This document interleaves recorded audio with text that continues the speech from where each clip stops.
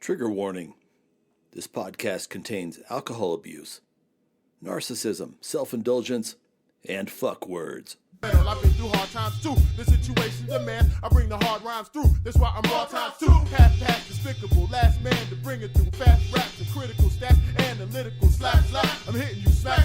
I'm sticking you smack lips to stack chips, all with the lyrical technique. See, now that you've heard the trigger warning, and you're still here, anything that happens after this is technically your fault. I am the Lord Chief Rocka, number one Chief Rocka of Breakup Gaming Society, home to America's least responsible board game podcast. Here's what we're going to do today. Board games, booze, hip-hop. Not necessarily in that order.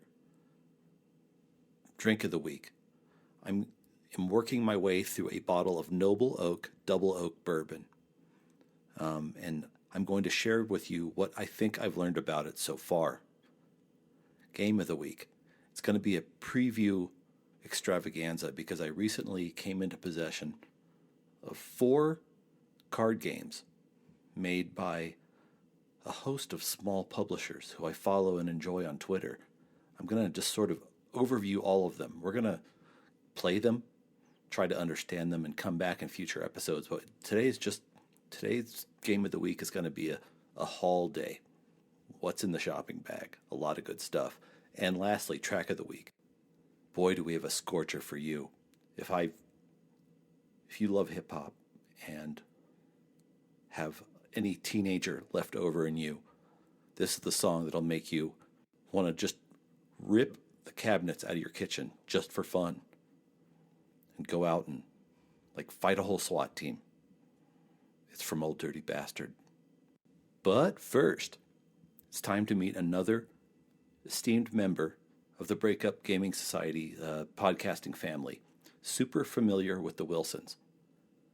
Now, they're doing a lot of things that I wish other chatty podcasts would do. 1, they're in and out in about 28 minutes.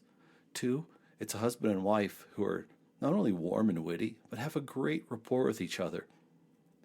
And they set up their episodes and segments in an efficient way without any of it feeling rushed. And here's the best thing I can do, akin to a review, quote-unquote review. In the ad for them, which you're about to hear, they make the claim, "Welcome home." We're like hanging out at that fun house on the cul-de-sac where everyone liked to go. They're right. After listening and to what they're up to, I was like, I would definitely burn an afternoon on their patio drinking beer. Well, they might be drinking beer. I would be draining half a fifth of Pikes Peak Hillshine and then not being invited back. But just the same, these two people are fun to listen to, and also based on their last episode, which I refreshed myself on. Thanks so much for sticking the phrase Oolong Musk into my head forever. That's never going away, for better or for worse. And I also want to say I over-identify with what they did on their Ruined segment when they talk about not being able to enjoy barbecue ribs anymore because the last time the husband ordered it, the dog farted in the room and he could not separate the sensations and he doesn't want ribs anymore. I feel that so much. Back on episode 36, which is entitled, "Fuck Gene Stealers. All my homies hate Gene Stealers." That's a Warhammer joke. I talked about the same thing. I had been in my bathroom that morning and quote-unquote blown it up and had forgotten I'd blown it up when I'd walked right into my own stench with a mouthful of ranch corn nuts. Haven't eaten them since, but I digress. Meet super familiar with the Wilsons. Good people. The Super Familiar with the Wilsons podcast. You know that family whose house you hung out in when you were a kid? The house was a little loud and chaotic, but always fun, and sometimes felt more home than home. Well, that's us. We're the Wilsons, and we welcome you into our podcast with silly chat, ridiculous games, and interviews with interesting people. Like a spin doctor. The Super Familiar with the Wilsons podcast. Welcome home. Drink of the week. Drink of the week.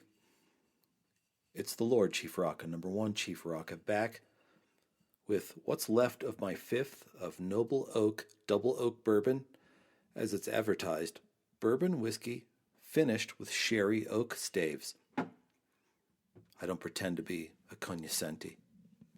I'm not going to sit here and swirl the glass around like, I can almost taste the staves. No, really, it tastes more like a cudgel to me than a stave or a staff. No, but let me say this. I drank about half of this while on streaming a couple weeks ago with some of the dearest people in my world, the crew of the At Drunk Theory podcast. Honestly, I probably owe half my Twitter followers to the fact that these sweet people said something nice about me. And once in a while, we get on a stream and get drunk together and play lightweight music trivia games, which is always fun. But right now I want to talk about their cast member, Ryan, who, like me, is a bourbon man. During the most recent stream, I tried to keep pace with him shot for shot, and I became unglued. But I also found out that he also told me sometimes it takes 3 or 4 before the full palette of the flavor starts to bloom. I will say this about Noble Oak. I did what I usually don't do, which is I bought it at a liquor store in my hometown of Trinidad, Colorado. Usually because Trinidad, Colorado is, in terms of the supply chain, feeding off the hind tit, sometimes you pay $4 or $5 more for a fifth of what you would shop for in Colorado Springs or Denver. But I was up for trying something new. I asked the gal behind the counter, told her what I liked. She pointed at the Noble Oak. It was about $38. I'm like, that's a reasonable gamble. You know what? It's really good for 2 different reasons. Here's what I like about it. One, the burn and the sweet is really well balanced. You don't get a whoosh, oh my God, melt your face off, followed by a bunch of sugar. It slides in with a host of other supernal trumpet sounds. And second, again, I don't know if it's the cherry oak or some part of their mash or whatever, but the finish is muy rico. I can't even unpack everything that happens on the back part of the tongue. And I'm sitting here now drinking it for the second time. I couldn't really collect my impressions because sometimes when you're on a live stream, you get adrenalized, and I must have been really adrenalized because I'm pretty sure I consumed marijuana edibles and psilocybin on that stream. And in the morning I woke up and half the fifth was gone, along with 6 empties of Coors Banquet beer. So it must have been great. I'm frankly a little embarrassed to watch the video. But Drunk Theory seems to like it, so if it's all right with them, it's all right with me. And also, Noble Oak is all right with me. I will say it here. Breakup Gaming Society endorsed a delicious, full of character bourbon that's also a good buy. We're coming back in a second with Game of the Week. Game of the Week. So here we are, Game of the Week, or should I say, Games of the Week. I make no secret over the fact that I, the Lord Chief Rocka, number 1 Chief Rocka of Breakup Gaming Society, am a patriot of the small creator. Oh, how I wish to see what kind of world we live in, where people I love would just cancel one of their 8 streaming subscriptions and divert that money to somebody who's making beautiful things but can't afford to take their cat to the vet. So it's in that spirit that I'm going to give you an overview of not 1, but 4 card games that have just arrived to me in the last few months in the mail from small creators. Let's start with the big one, which I bought a long time ago and have been peering into my empty mailbox in despair, hoping it would arrive. It is Tiny Library from @Longtail Games. Back at the episode where I talked in depth about my love at discovering a couple of Drake's work. They are the ones who made a solo RPG called Dead Belt. I loved it. So, and what Longtail did was make the Tiny Library project. It doesn't take up more room than a couple of cigarette cases, and it arrived something like 51 fully playable RPG mini games. Now, I've breezed through a lot of them. Not all, but a lot of them. As a matter of fact, I could probably spend the rest of my life just playing what's in this box. But and they vary. These games. The rule is that to understand and play the game, everything about the rules and components had to fit on both sides of a standard playing card. And they reached out to a bunch of RPG creators and put it all in a box. Now, the results vary wildly. Some are no more than lightly structured group storytelling prompts. Some are barely rise above the level of a 5-second party game, which is okay. Others actually have dice rules and have a map on one side with how to execute an adventure.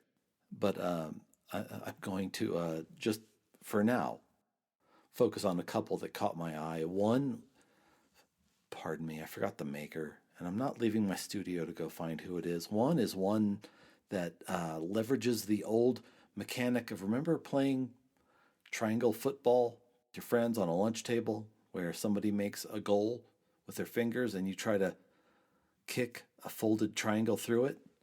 They took that, but bolted on an argument game about who is winning a giant robot football game.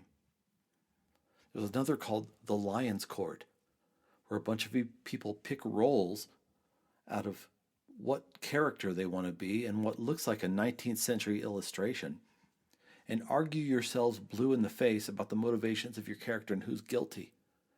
And that's just 2 of the 51. So there we go. This is the first of my haul that I'm excited about. Long tail games, tiny library. In a future episode, what I'd like to do is get to a group together, see what resonates with them, and play one of these things, which is going to happen. But on to the next game.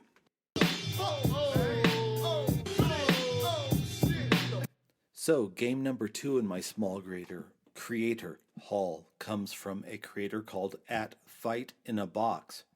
It's called Mouse, Cheese, Cat, Cucumber. And from what I can gather so far, it's a competitive hidden role tile laying game, if I've got that right. I'm reading you the Basque. Oh boy. Back of the box. Mysteries and maze building. Pick a room from the conveyor belt and add it to the mechanical maze. Everyone has their own secret agenda. Manipulate the maze. Force the cat and mouse to move. Outwit your opponents and achieve your hidden goal. And I'm sitting here riffling through the cards and the rule book, and it looks like, yes, you get to play tiles against other opponents. But as you lay the tiles that change the texture or the narrative of the game, I guess the idea is nobody quite knows what your ultimate goal is. It seems really neat, and I also want to thank Ryan. He's a local business owner who came through a couple of weeks ago and was part of my test group of Citrus, which is a forthcoming game on Kickstarter, a cyberpunk engine building game by Sean Lee, who lives in Australia, who's a great guy. And this is why this game's close to my heart. I've had a lot of people, when I have a game night, come by empty-handed, eat all my food, drink everything in my house, and then that's the end of that. But God bless Ryan, he brought this game to me as a housewarming gift, as a hello. I also noted that it seats 1 to 4 players. He looked at me with a twinkle in his eye. He goes, "It has a solo option." It's because Ryan knows I don't have any friends. Next, we're going to talk about 2 more games from one creator, one of my favorite human beings on Twitter. Here we go in a sec.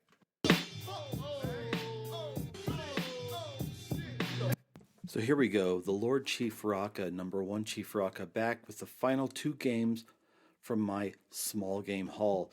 This comes from my homie, @PartyMeeple, aka Noisy Andrew. I think he lives in Perth, Western Australia. And first of all, he's one of the few people I know actually listens to my podcast. And I appreciate that. And second of all, I was looking through, so I don't know what he does for a living, but from what I can tell, he's a very sweet man. He knows how to build and sail boats. I've seen pictures of him taking his friends out. It's charming. He loves train games, and he also, sometimes, in the middle of all this, designs and builds his own games. I now hold 2 of them. The first one is the one I ordered. The first one is called Castle Poker. It builds on the collect all the hands from poker thing, but you're trying to build a castle, and there are ways that you can build the castle and interfere with other players' ability to build their castle. Okay, aside, here's why I like this. I love games that take a tried and true ancient mechanic and build a sort of new system out of it. One of my favorite examples would be King of Tokyo by Andrew Garfield. That's the guy who built Magic. And he made one of the best gateway games in the world and a monster fighting classic by basically taking the 3-roll mechanic from Yahtzee and turning it into a kaiju battle. And my friend Noisy Andrew, aka at Party Meeple, by the way, if you want to meet one of the kindest, smartest, funniest, most humble people on Twitter, just give him a follow. Buy one of his games. He's a beautiful man. In Castle Poker, here's summary. As the progeny of King Libar, you are trying to outbuild your brothers and sisters to prove you are the most worthy of the king's respect. Players make a series of poker hands, trying to be the first to construct their castle. Your castle is finished when you've covered all the numbered boxes on your castle scorecard. So it looks like you're trying to vie for probably the foundation stones, like, common hands. But right here it says something, I don't know how you're supposed to get a royal flush. The odds of a royal flush are something like 1 in 41,000, but I'm pretty sure Party Meeple has accounted for that. And because he listens to me and probably knows that I'm an alcoholic, for no extra money, at Party Meeple also sent me a second game called 60-Second Cocktail. In 60-Second Cocktail, you are bar staff trying to win the cash in the tip jar on the bar. But beware, your boss, whose name is Doherty Brinksman, expects you to pay for your mistakes. Oh my gosh, I'm already picturing John Taffer in Bar Rescue. How many cocktail ingredients can you get into a glass for a customer without taking longer than 60 seconds? So it sounds like a speed components, 4 decks of cards, 17 coins, 1 rule sheet. And by the way, I think I've already knocked half of the cubes, or what he calls coins, onto my floor because I'm quite inebriated by this point of the episode. It's okay, it happens. But I just want to thank Noisy Andrew. And every time I want to elevate him and say, hey, do this, promote yourself, he always says, it's just a hobby. I'm sorry, but when you actually play test a fun game and get out onto the market in a little box you can hold that I can't wait to find out what's in it, that's not a hobby, that's a gift. So thank you to my friend at Party Meeple. So in the upcoming episodes, I don't know how long it will take me, likely all summer based on how I learn and play games, we will come back and play selected games from Longtail Games' Tiny Library. We're also going to play Fight in the Boxes, Mouse, Cheese, Cat, Cucumber, and then Party Meeple's Castle Poker and 60-Second Cocktail. This has been Game of the Week. I am your host, the Lord Chief Rocker, number 1 Chief Rocker. In just a minute, we're going to forget about games and rules and elegance and everything else, and we are going to wild the fuck out, punch some windows. Track of the... Get this barbershop quartet bullshit out of here. What the hell? Is this supposed to be a damn Geritol boy band you got going on here? Bullshit, that is kind of stupid. Fucking Next. garbage. Relax and take a seat. Sit back and play the beats and blast it in your Jeep. It's the track of the week. I'm ratchet in the streets. Talk trash to the geeks. Get smacked in the beak. It's the track of the week. So, track of the week. I'm not going to overwork this one, only to say that it's an old dirty bastard song called, I think, Brooklyn 2 Zoo. Not going to lie to you, I've been drinking a bunch of bourbon in the early part of the evening and then talking bourbon with people on Twitter recklessly. But I'm just, before I play the first measures of this, let me give you an exchange between me and my show's musical producer, Dow Jones. If you hear the track of the week bumper or the theme music I use, that's Dow Jones. And when I found this track, the first thing I texted him was, this is one of those, I'm a punch a windshield out real quick type joints. Tell me I'm wrong. To which Dow Jones replies, like I'm about to sock the security, piss in the corner, and take another swig of my E&J. To which I replied, while doing a massive pile of coke and DMT off a samurai short blade and flipping off a police cruiser, like what? And the hogs just keep driving because they didn't sign up for this bullshit tonight. One's like, you see that? And his partner's like, nope. Stackouts. This one's the blackout. 357 to your mouth. Can you hear me? Rawness I'm inflicting. It's that G-type slang that makes this real sickening. Ignite the styles. I got my hand on the trigger. Starts from the smallest and hits the bigger nigga. Yo, straight out the lava bottom. Hellfire's a no mental killer. And then before we go, he also got Ghost on this track. And this bar just sounds, they sound desperate. Like somebody trying to claw their way out of their own chest in their own circumstances. And I'm willing to bet that on the night they cut this, that Ghost was probably on the same drugs that Old Dirty was on. Shame on a nigga who tried to run game on it. Got more props than the president. My hardcore represent. Blowing niggas back who never had this. Cause I'm gifted. So you can give rap the shit I'm kicking. Send it to your mom for Christmas. And tell the shorty shit stay sifted. Soon to have more green than a Jolly Green Giant. Cause niggas rap style just down as inspired. You should've stayed home instead of... There it is. That's the episode. This has been episode 56 of Breakup Gaming Society. I have been your host and narrator, the Lord Chief Rocka, number one Chief, oh boy, Chief Rocka, taking you through a small haul sample of glorious card games made by lovely people. I introduced you to Familiar with the Wilsons, which is a good podcast. We just rocked out with some Old Dirty Bastard cuts, and we drank some good bourbon, I hope. Until then, may you fight long and well.